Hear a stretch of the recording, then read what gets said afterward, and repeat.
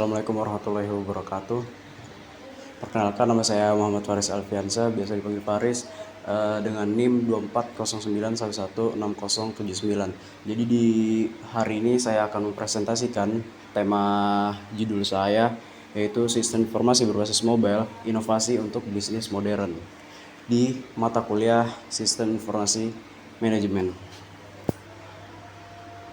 Jadi di sini saya akan menjelaskan dulu apa itu sistem informasi manajemen. Sistem informasi manajemen itu adalah suatu sistem yang ada di dalam komputer, yang dimana sistem ini itu berisikan informasi-informasi yang akan digunakan untuk mengelola data. Jadi nanti datanya itu akan dijadikan kayak sumber referensi gitu.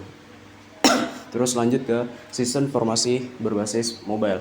Jadi sistem informasi manajemen sendiri itu telah mengalami transformasi.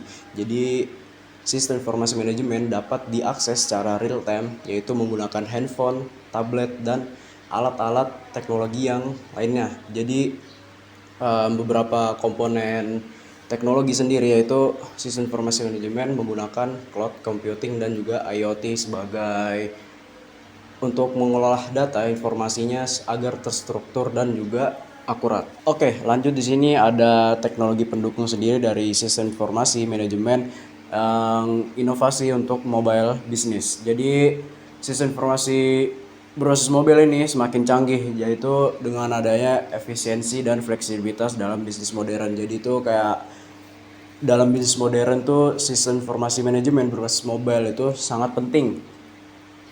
Jadi di sini ada beberapa teknologi pendukung. Yang pertama itu ada cloud computing sebagai tempat untuk menyimpan data sendiri, dengan contoh itu seperti Google Drive, AWS, dan Microsoft Azure.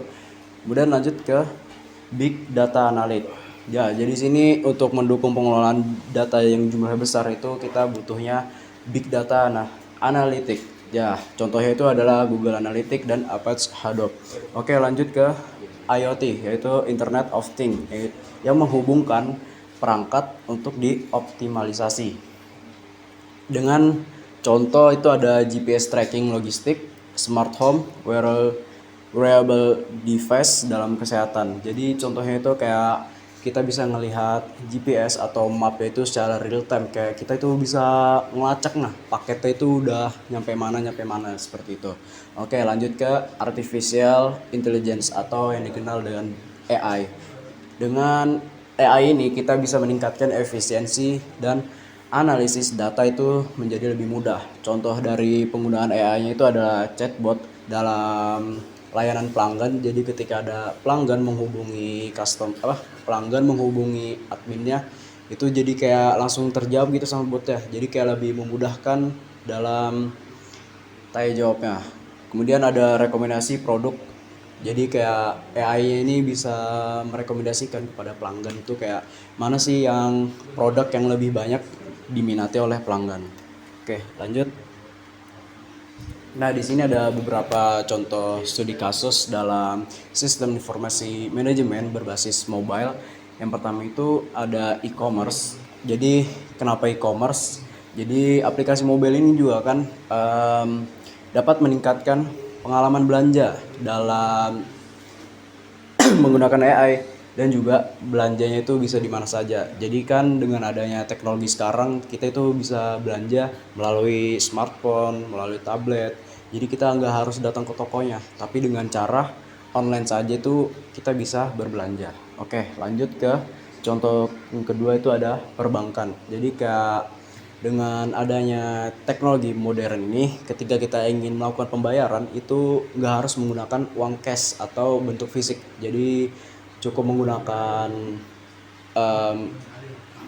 uang yang online, yang berbasis mobile, seperti contohnya ada Bank Mandiri, BCA, dan juga PayPal. Oke, lanjut ke studi kasus yang ketiga, ada logistik. Jadi kita bisa memantau kayak paketnya, yang seperti tadi saya bilang, paketnya itu udah sampai mana dengan menggunakan GPS secara real time, dan juga menggunakan mobile apps. Contohnya itu ada Gojek, ada Grab, JNE, dan lain-lain. Jadi ketika kita memesan paket atau pemesanan, makanan melalui Gojek, Grab maupun JNE, itu kita bisa melihat paketnya itu udah sampai mana saja, seperti itu. Oke, lanjut. Di sini ada beberapa manfaat dan tantangan sendiri dari sistem informasi berbasis mobile. Yang pertama itu ada manfaatnya. Manfaatnya itu yaitu aksesibilitas yang tinggi dan juga fleksibilitas kerja. Jadi kayak bisa diakses di mana saja dan juga itu bersifat fleksibel. Kemudian ada efisiensi operasional dan juga otomatisasi proses. Kemudian ada integrasi yang lebih luas. Jadi kayak mencakup yang lebih luas lagi gitu, dan juga mengambil keputusan berbasis data. Jadi ketika data yang udah terkumpul itu bisa digunakan untuk mengambil keputusan. Kemudian ada tantangan sendiri itu ada di keamanan data, cyber security-nya juga, terus integrasinya lebih lama. Nah, kenapa lebih lama? Karena dia tuh yang tadi integritasnya luas, jadi dia kayak lebih lama lagi untuk mengolah datanya. Kemudian ada kesiapan SDM dalam adopsi teknologi. Jadi kayak SDM ini perlu di-upgrade lagi. Nah, jadi kan teknologi selalu berkembang. Jadi kayak butuh peningkatan ya untuk SDM-nya sendiri. Kemudian lanjut, ada strategi implementasi dan kesimpulan. Jadi ada beberapa strategi implementasi yang bisa digunakan. Yaitu yang pertama ada investasi infrastruktur teknologi. Jadi kayak teknologinya itu lebih ditingkatkan lagi. Jadi kayak nggak terpatok sama teknologi yang udah lama. Terus ada pelatihan SDM. Jadi SDM itu harus ditingkatkan lagi dengan cara melakukan pelatihan-pelatihan untuk meningkatkan sistem yang lama. Kemudian ada melakukan evaluasi. Jadi kita melihat dari teknologi sebelumnya yang digunakan itu apakah masih dapat digunakan lagi, apakah harus ditingkatkan lagi, seperti itu. Kemudian ada kesimpulan. Jadi kesimpulan sistem informasi berbasis mobile ini menjadi salah satu inovasi dalam bisnis modern. Jadi kayak ini tuh cukup berpengaruh di dalam dunia bisnis sendiri. Jadi perusahaan itu harus mengadopsi teknologi-teknologi terbaru. Jadi agar nggak tertinggal zaman. Oke, cukup sekian dari saya. Wassalamualaikum warahmatullahi wabarakatuh.